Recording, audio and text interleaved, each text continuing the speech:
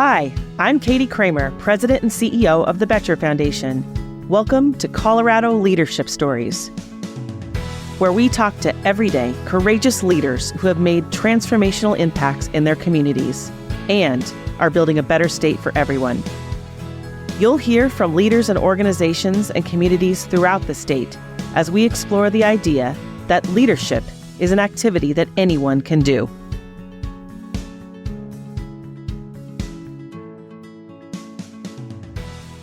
Today, we're excited to welcome guest and my close, dear friend, Dr. Carrie Besnette Hauser.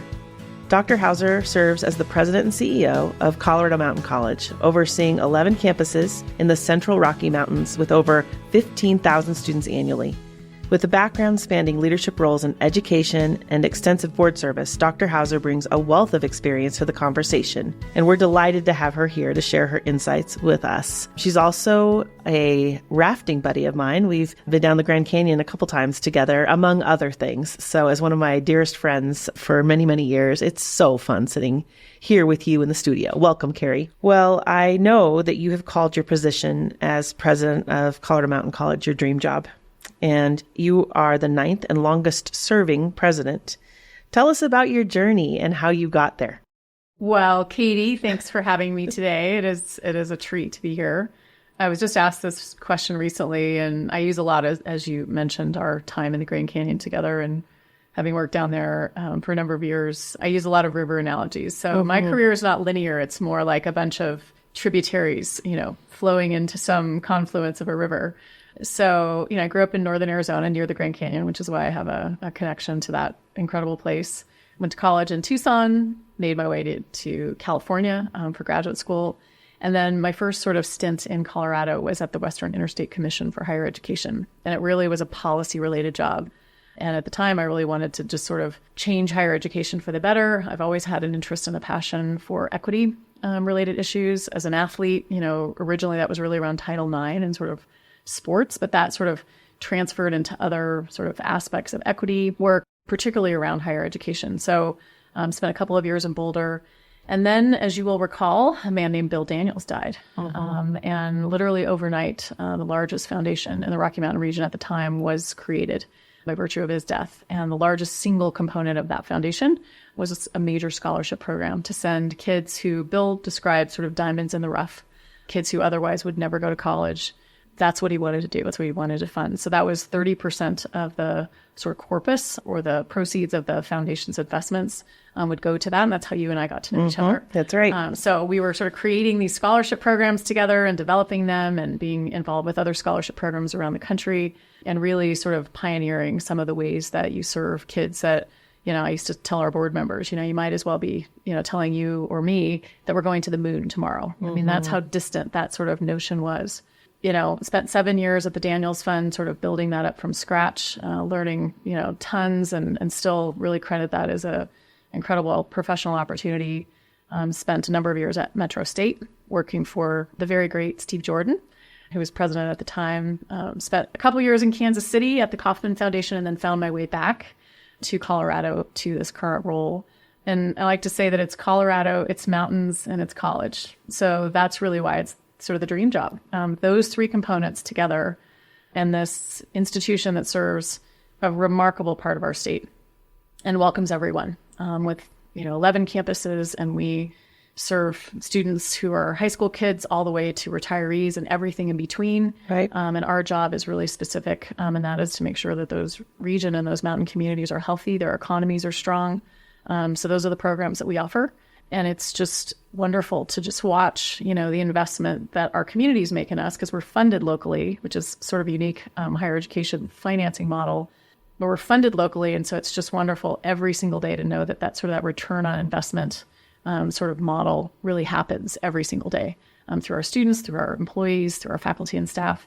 So it's been just a wonderful fit for me. And I've felt really, really lucky. I just hit 10 years. I'm in my 11th year, second woman to serve in the role, and really proud to now be the longest serving. Hopefully that'll be a record that'll be broken quickly. But it's been a wonderful journey. Well, Carrie, your impact there cannot be understated in your leadership specifically. Under your leadership, CMC has become a Hispanic serving institution. It's Colorado's first dual mission college. You've added a mix of undergraduate degrees for the high demand fields that are pervasive throughout those mountain communities. And you've invested $45 million into affordable student housing, which is such a huge issue in our rural communities. When you think about all of that, what is your proudest accomplishment in this leadership role? It's the team that made all that stuff happen. I have an incredible team. I kind of come at these sort of challenges as a former athlete, and sort of everything is kind of, my job is to be the coach, and to make sure that every single position has really great players. They can back each other up as well. And so I just am so proud of the team of faculty and staff, our community members, our board members.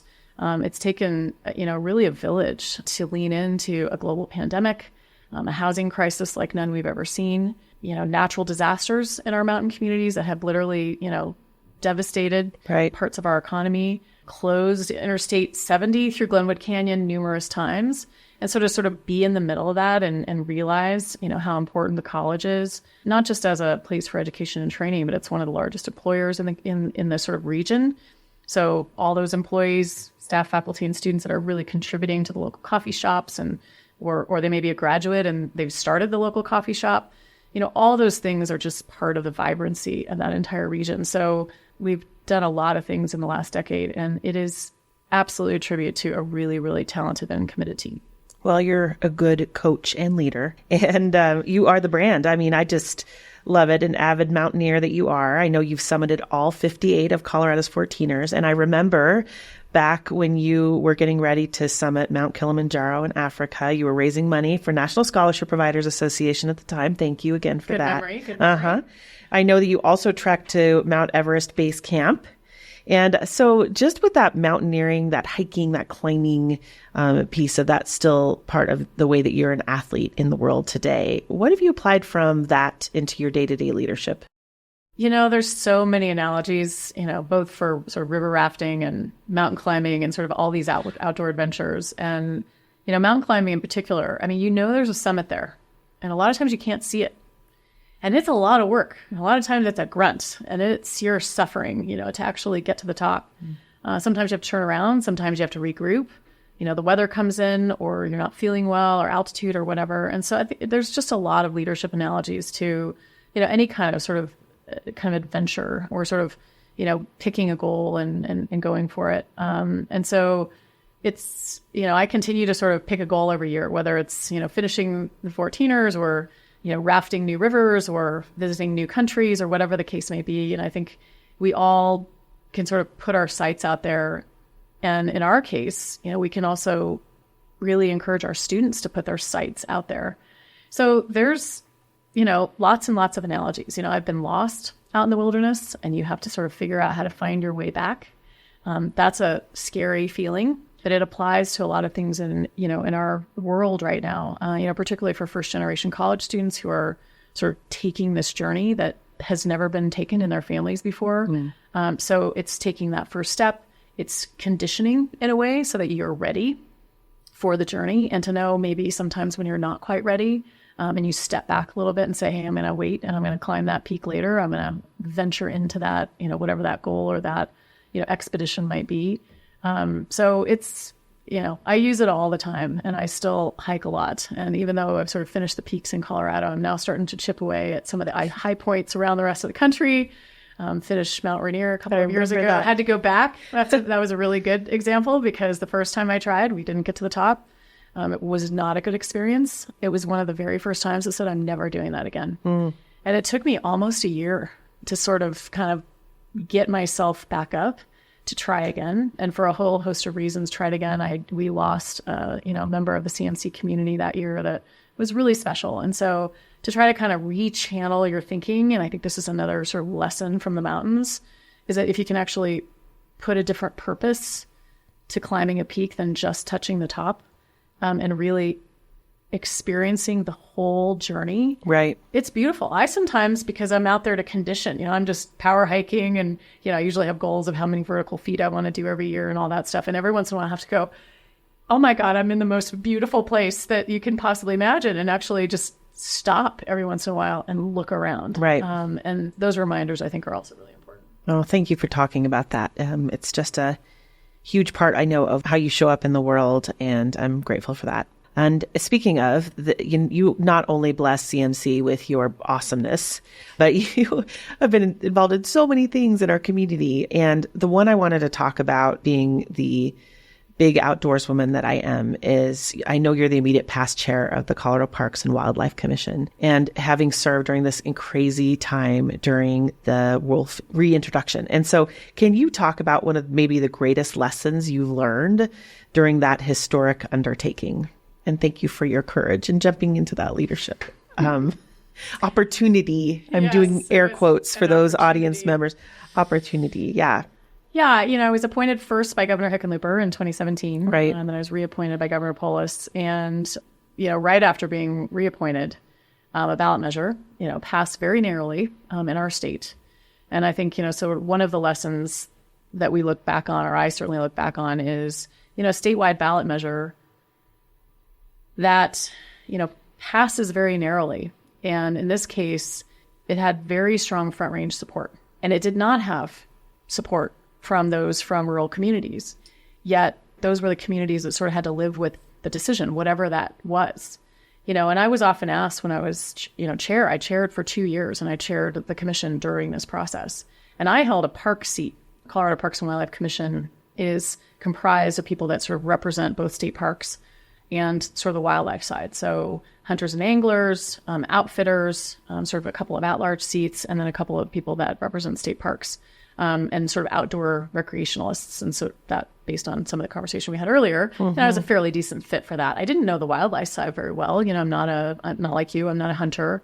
Certainly appreciate the economy of hunting in the state, and certainly the traditions that families have for generations around that. Certainly angling as well. I was on the National Board of American Rivers for many years. And so the fishing and the angling piece of it was a good fit for me. So I learned a lot about the wildlife side, about hunting and fishing tags, and sort of the economy around hunting in the state, and certainly about agriculture and about sort of this ecosystem that is our state, and how Colorado Parks and Wildlife manages, various different species.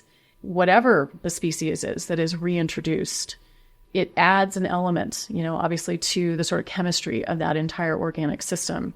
And for ranchers and for those in rural communities, there was real fear that this was going to be another thing that would really threaten their livelihoods. They had experienced drought and COVID and wildfires and sort of all these natural disasters. And then to add another predator to the sort of landscape was something that was very scary. And I won't speak for them, but I think generally the tenor was that, a lot of folks in the sort of cities, the urban core, thought this was a really good idea. And yet they're not the ones that have to sort of live with it on a day-to-day basis.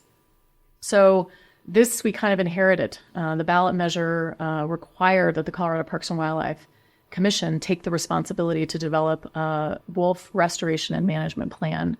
And that's what we did for about 2 years. We went all over the state. We listened. We held public forums. They were not all very comfortable. In fact, some of them were uncomfortable. And I think what we did well was we facilitated a process to bring everyone together. And I don't know that anyone would have said when we went into that a commission that was very mixed, 11 individuals, would actually vote in early May of 2023, 11-0. We passed that plan unanimously, and it was really representative of compromise across that group of people, representing different stakeholder groups, and trying to do the best that we could based on sort of, the proposition and the law that was in place at the time. So now I'm off the commission. I rolled off. My term was complete in June of 2023. And so to watch a little bit from the bleacher seats, to actually watch the sort of reintroduction occur, and to see what's happening, it'll be really interesting to see how it all plays out. I hope we study it really well. I hope Colorado does this in a way that is a model for other states that might be, going through something like this. And I also hope, personally, I can say this now that I'm not on the commission, because I had to be, as the chair, I had to be very neutral. I had to make sure that to facilitate a process, to hope that everyone felt, that they had a place at the table. I can now say, living on the Western Slope for as long as I have, and I lived on the Front Range for a long time as well, I do think it's a lesson in when we have a statewide ballot measure, or we have legislation, or we have public policy that has kind of a statewide formula. You can pick other things. You can pick, aspects of the state budget like Gallagher or Tabor or those kinds of measures as well. They don't always fit well in every single community in our state. And I would hope that the lessons that come out of that particular experience are ones that give us a little bit of pause to step back a little bit and ask our neighbors. If we live in the metro area, ask our friends on the Western Slope, what's your position about this? How will this impact you? How will this impact the local economy? Good, bad, or otherwise. Again, not to sort of make a statement about that particular issue. I do think that there's a lesson, and it's another example of ways that it perpetuates sort of this urban-rural divide if we don't sit down and listen to each other and understand that really populated urban areas are very, very different from rural areas in Colorado. Well, thank you for saying that. And you and I have talked about this quite a bit, something that worries both of us, the rural-urban divide. And you've lived in both contexts now. So I appreciated this is a great example of something where you do hope that there's that curiosity about how is my neighbor? How does all of Colorado feel about these things? And I'm curious if there's other things that you think, having lived in both contexts too, what would help with the challenges of sometimes when our country cousins and the city cousins are pitted against each other without really meaning to. But what would help? Yeah, I would say stepping back and really just reflecting. I find myself doing it all the time now. And having been on the Western Slope now for over a decade, everything happens sort of in the urban core. Decisions are made, the capital is here, a lot of policy happens here. For rural representatives to have a place at the table, it's often us that are making the trip, of course, to Denver. I mean, that's a very simple and practical component. Interestingly, a global pandemic flattened that, leveled that playing field. I mean, there were meetings that I would attend once a month in Denver, and all of the college presidents would have to march down to Denver. And you think about the additional costs for that, for smaller colleges and universities on the Western Slope. That's usually a 2 or 3 day commitment, not just, you're driving an hour to the state capitol for a meeting. I think we often would say, is there any chance that y'all would come up here? The road is just as long as a few folks are quoted as saying. If you head to the Western Slope, as we all have to do it pretty frequently.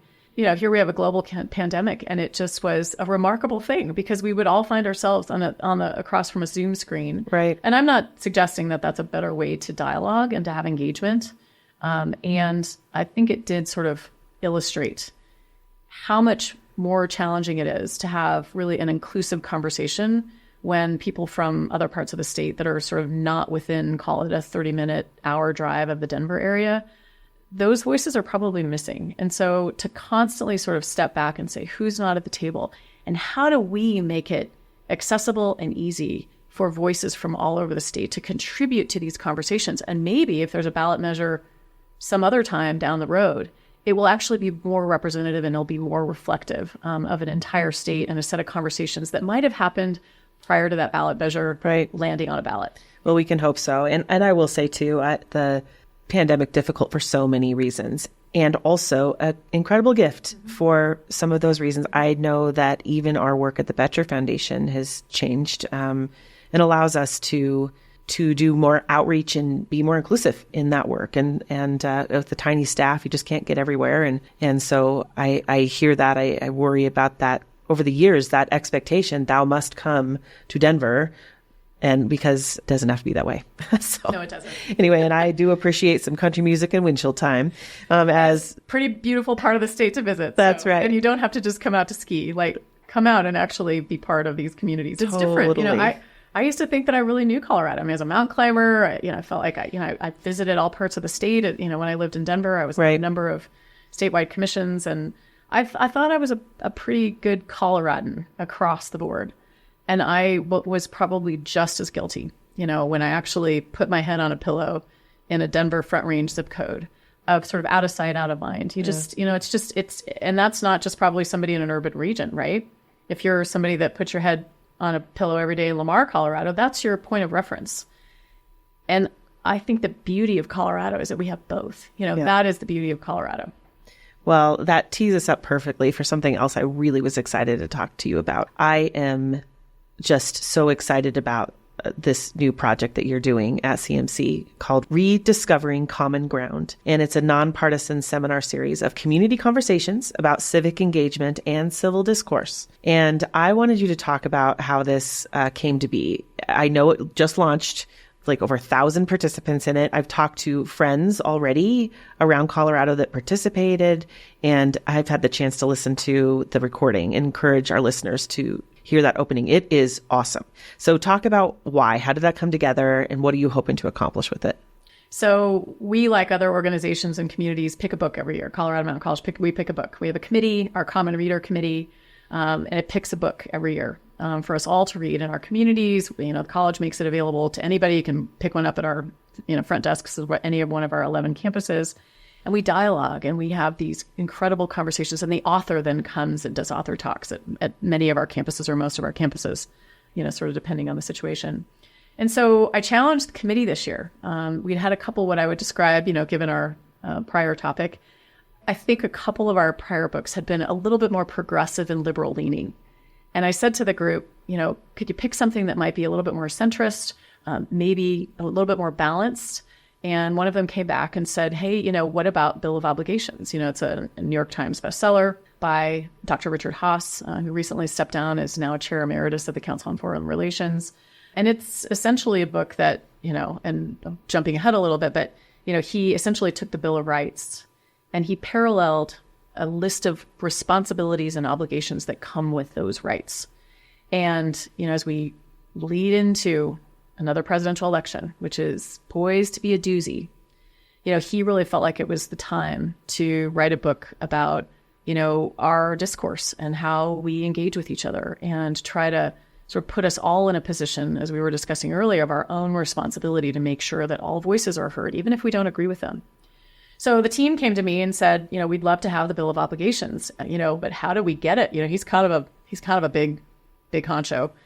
And we at the college have a very nice relationship with Walter Isaacson. Walter is the former CEO of CNN. He's the former editor of Time Magazine. He was the CEO of the Aspen Institute for over a decade. And so we got to know each other quite well when he was in Aspen. We have a very close relationship with the Aspen Institute. So I thought, well, this is one of those times that you call in a favor, you call in a friend. Phone a friend. Phone a friend. And so in a matter of about 5 minutes, through an email, sent an email to Walter and said, hey, what do you think? Would Richard do this with us and for us?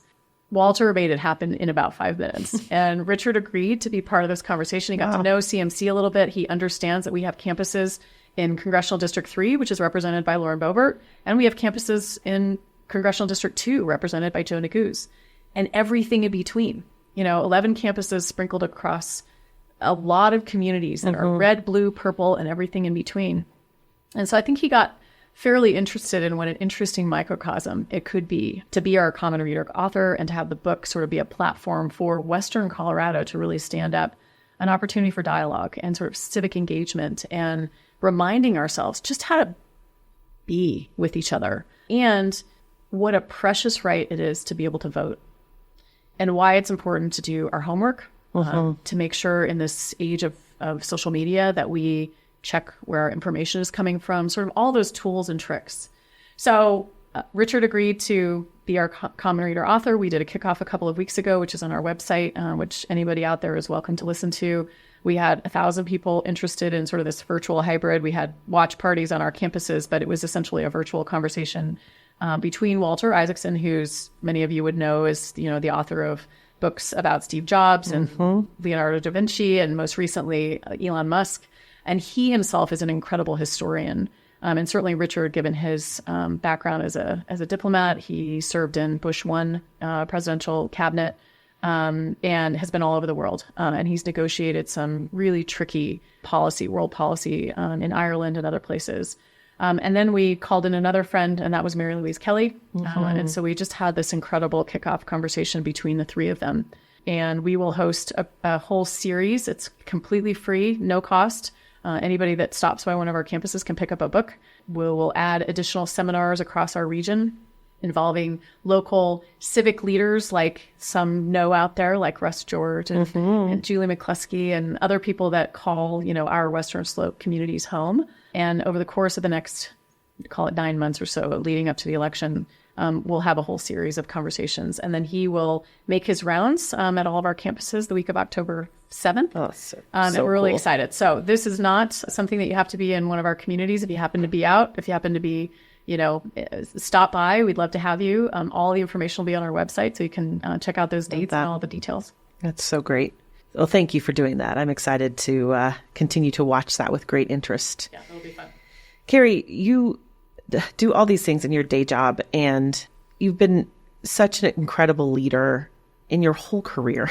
And so I'm just thinking about all the things that you've done, in addition to serving on the Wildlife Commission, but you were on the Denver Metro Chamber Leadership Foundation Board and the Metro Denver Sports Commission and the Vail Valley Foundation and El Pomar's Foundation Northwest Regional Council and all these things. So what inspires you to give back to so many of these organizations? Well, I think if you're lucky enough to give my parents great credit for growing up the way that I did in a beautiful part of the country. You have a sense of wanting to protect it and care about it and sort of fuel it with people that care similarly about these places. Mm-hmm. And that means through education, that means through stewardship, that means through business interests or those kinds of things. So, I think mostly it's sort of in my genes, genetic. I just was always raised to sort of give back. And it's this incredible tapestry, particularly in Colorado. We're still a relatively small state.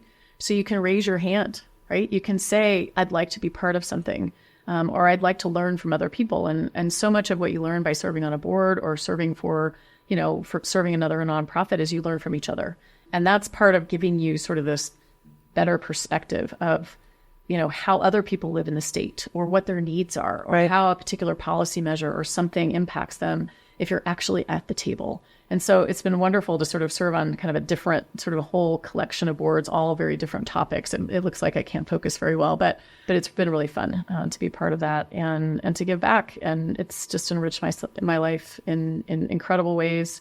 Makes me really grateful for my own family, my husband, and certainly the partnership that we have that enables us to not only do sort of lean into our careers, but also recognize that we have something to give and to volunteer and to give of our time. And that's important to both of us. I love it. Well, thank you for that. And I agree with you relative to the state. I think have the opportunity to raise your hand and get involved. And if there's something that you feel passionate about, volunteer, right? There's a place on the state website that's the boards and commissions. You can apply for those things and be counted and take some of that responsibility and give back to the community. So thank you for doing that. And I hope others do too. All right. So you have survived the interview here, and we are finally at the lightning round. And so I feel like I know what you're going to say, but this could be, who knows? I don't know what you're going to say. What is your favorite Colorado hobby, Carrie? My favorite Colorado hobby is hiking. Oh, I guessed right. But I will say that now that Jeff and I have, my husband Jeff, now that we have a yellow lab, her name is Gracie, I always have to add with Gracie because she's become a really good hiking companion and loves to be outside, and it's great to have her along. That's great. Good. Okay. What is your favorite Colorado landmark? Well, if a peak counts, sure. Pick a peak. Okay. So, I live in the Roaring Fork Valley. Right. And the spectacular peak that sits in the very center of that valley is Mount Sobrist. Oh, it is phenomenal. And she is a beautiful specimen. She kind of stands by herself, and she's big and she's rugged. And if you climb her, it's actually a vertical rise that's actually more than most of the 14ers in the state. She's just shy of 13,000 feet, but it's about a 6,000 vertical feet climb. And she kind of stands by herself. She's not kind of hidden with, in between a whole bunch of other mountains.